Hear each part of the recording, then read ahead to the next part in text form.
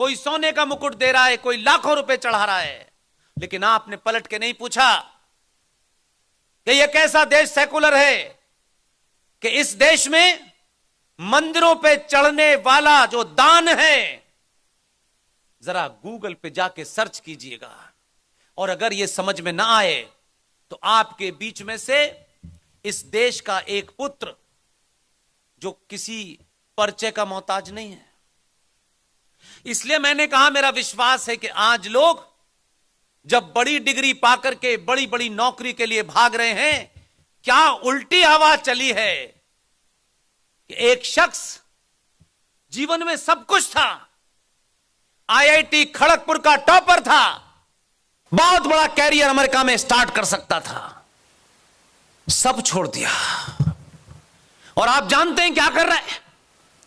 Supreme court में भारत के 95 करोड़ सनातनियों के बिहाफ पे इस बात की लड़ाई लड़ रहा है कि सनातनियों के देश भर में जो करोड़ों मंदिर हैं, उस पे चढ़ने वाले अरबों रुपए का दान सरकार कैसे ले सकती है? यह बंद होना चाहिए। क्यों न मजारों से लिया जाता है, न गुरुद्वारों से लिया जाता है, और चर्च में तो होता ही नहीं है। यह दान, मैं सार्वजनिक बनारस में कहा, कुछ लोगों ने कहा इससे तो नुकसान हो जाएगा। मैंने कहा नहीं होगा। अगर अगले 100 साल आपको सुरक्षित रखने हैं तो आज अगर नुकसान भी हो जाए तो कोई फर्क नहीं है। मैं सार्वजनिक मंचों से अपील करता हूं, ये जो वैष्णो देवी है, आपको इसका इल्म नहीं होगा, सालाना 520 करोड़ रुपया सरकार लेके जाती है यहां से। पूछा कभी आपने कि ये 520 करोड़ रुपया जाने के बाद सच्चर कमीशन 5,500 करोड़ का कैसे बनता है? ये माइनॉरिटी कमीशन में इस सेकुलर भारत में रेवड़ियां मुसलमानों को कैसे बांटी जाती हैं? यह मुस्लिम पर्सनल लॉ बोर्ड अलग से कैसे है, अगर भारत का संविधान 1976 में सेकुलर हो गया था?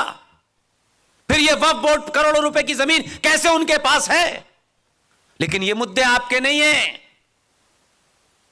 रोशनी एक्ट पे नहीं बोले, आपके दलाल शामिल हैं। इसलिए अंकुर शर्मा ने जब यह लड़ाई लड़ी यहां के हाई कोर्ट में, वो जीता, लेकिन दलाल कोर्ट में गए, रिव्यू पिटीशन लगाए।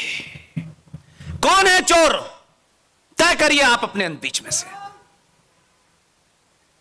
किसी व्यक्ति विशेष को नहीं जानता, लेकिन सारी खबर रखता हूं। 22 साल पत्रकारिता में रहा हूं, बगैर तथ्य के बोलता नहीं हूं पब्लिकली। उस रोशनी एक्ट का माध्यम क्या था आप सबको पता है। जिहादियों को किस तरह से हिंदुओं की जमीन देनी थी, जंगल की जमीन देनी थी, लेकिन आपका बहादुर लड़ा अकेला, जीत गया मुकदमा, तो रिव्यू पिटीशन लगाई है आपके लोगों ने। यह है हमारा चरित्र। यह सवाल जब पूछेंगे तो फिर आपके बीच में वोट मांगने नहीं आएगा। वोट दीजिए, वोट में मेरा यह मतलब नहीं है कि आप वोट का बहिष्कार करिए, लेकिन करोड़ों अंकुर शर्मा पैदा कीजिए। यह लड़ाई बहुत लंबी है। यह किसी एक पार्टी, किसी एक संगठन, किसी एक चुनाव तक सीमित नहीं है। अभी आपके हाथ में यह ताकत है, कुछ दिन बाद यह रहने वाली नहीं है। यह गलतफहमी इस देश के लोगों ने, ठेकेदारों ने पहचान रखी है। इस देश में इस तथाकथित विभाजन के बाद कहा गया कि भाई अब क्या कर सकते हैं, अब ये इतने सारे हैं, इन्हें मार तो नहीं सकते, इन्हें नदी में तो नहीं डुबो सकते, भाई अब ये चाहते हैं तो इनको बंटवारा दे दो। जैसे इनके बाप की जमीन थी जो इन्होंने दे दी, और मात्र 47 से लेकर के 2022 आ गया।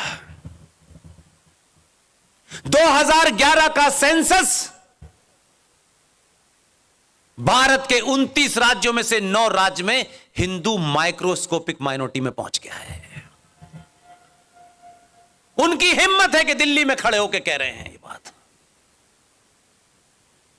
ये डर सत्ता पैदा नहीं कर सकती, ये डर सनातनी पैदा कर सकता है। ये आग जो कश्मीर में है, ये मत समझिएगा कि जम्मू में नहीं आ रही है, हर दिन आ रही है। आप महसूस नहीं करना चाहते और ठेकेदार आपको बताना नहीं चाहते। वो तो कह रहे हैं दुआ करो तो पिए को मिल जाएगा। यह आपको तय करना है। हमसे जो हो सकता है वो हम कर रहे हैं। हमने किसी से नहीं कहा कि हम ये बहुत बड़ा एहसान कर रहे हैं। मैं सार्वजनिक मंचों से कहता हूं, आप जब आते हैं तो मुझे लगता है कि आप हम पे एहसान कर रहे हैं। हमने कभी किसी मन से नहीं कहा हम बहुत बड़ा काम कर रहे हैं। चुपचाप आते हैं, चुपचाप चले जाते हैं, कोई ताजा बाजा नहीं होता। ये जो पुलिस वाले खड़े हैं ना आपके पीछे, ये कौन लोग हैं? कभी इनसे मिले आप लोग? कभी आपने अपने मोहल्ले की उस चौकी में किसी पुलिस वाले से जाके पूछा? क्योंकि आप इन्हें स्टेट की तरफ से देखते हैं कि ये वर्दी पहने पुलिस वाला है। इनकी मजबूरी को समझिए। मैं ऐसा कतई नहीं मानता कि वर्दी पहनने से इसके अंदर जो सनातनी है वो मर गया है। बिल्कुल नहीं हुआ है। उसको अपना घर चलाना है, नौकरी है, इसलिए वो वर्दी पहने है। और वर्दी पहनने की वजह से उसे महबूबा जैसी जिहादन का कानून मानना है। लेकिन मैं उसका दूसरा रास्ता निकालता हूं। जिस दिन वर्दी में पुलिस वाले को आप जो 1400 साल से पत्थर फेंक रहे हैं उनके बारे में नहीं बात कर रहा। आपकी वो संस्कृति नहीं है। जम्मू में जहां जहां भी आप रहते हैं उस चौकी में जाइएगा। युवा लड़के जाएं, लड़कियां जाएं, ग्रुप बनाएं और चौकी में जाके पता करें कि इस चौकी में कितने सिपाही हैं, कितने कांस्टेबल हैं, वो कहां रहते हैं, उनके बच्चे क्या करते हैं। सिर्फ इतना ही डाटा पता करिए। जब इनके ऊपर पत्थर कोई मारता है तो आपको एक बड़ी गलतफहमी है कि पुलिस पे पत्थर मारा है, पुलिस अपने आप निपटे। वो पत्थर जो आपके घर पे गिरने वाला है वो अपने सीने पे खाता है। उनका टारगेट ये पुलिस वाले नहीं है, उनका टारगेट आपका घर है। उसके बीच में एक दीवार है जिसे आप वर्दी वाला पुलिस कहते हैं। चौकी में जाइए, उन कांस्टेबल्स को पता करिए उनके घर में कितने बच्चे हैं, वो घर कैसे चलता है। ये दिवाली में भी, ये होली में भी 22-22 घंटे, 40-40 घंटे ड्यूटी देते हैं। क्या ये इनको त्योहार मनाने का हक नहीं है? क्या इनको अपने बीवी बच्चों के साथ मिलकर के उस फेस्टिवल को सेलिब्रेट करने का किसी किस्म का अधिकार नहीं है?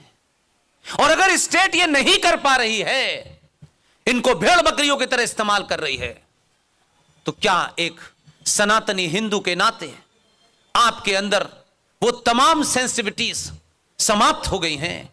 इसलिए मैंने कहा बहुत छोटा सा काम है। मैं अलीगढ़ में पैदा हुआ हूं जहां 2-2 साल तक दंगे चलते थे। ये बातें मैं सार्वजनिक मंचों से नहीं कहता हूं कि वो कहने की नहीं है, लेकिन कुछ बातें इसलिए कह रहा हूं कि ये करके देखिए।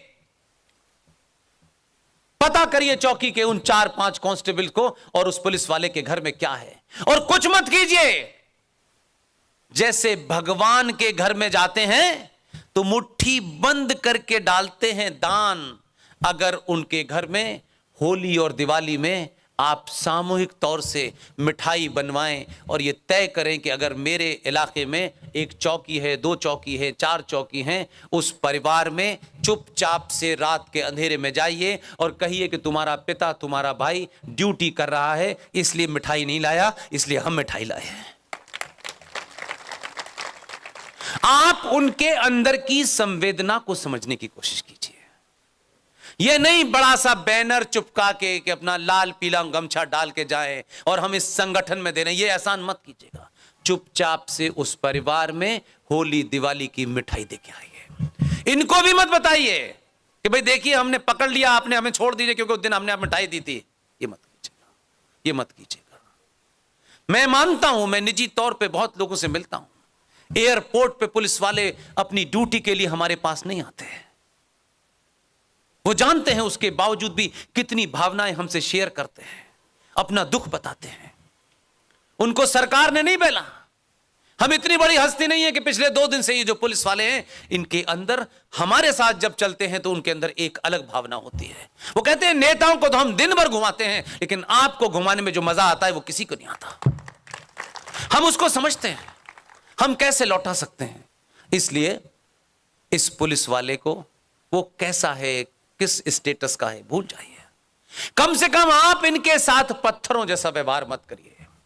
इनको जितने पत्थर लगेंगे, आपकी मोहब्बत, आपकी संवेदनाएं इनके सीनों को पत्थर बना देंगे।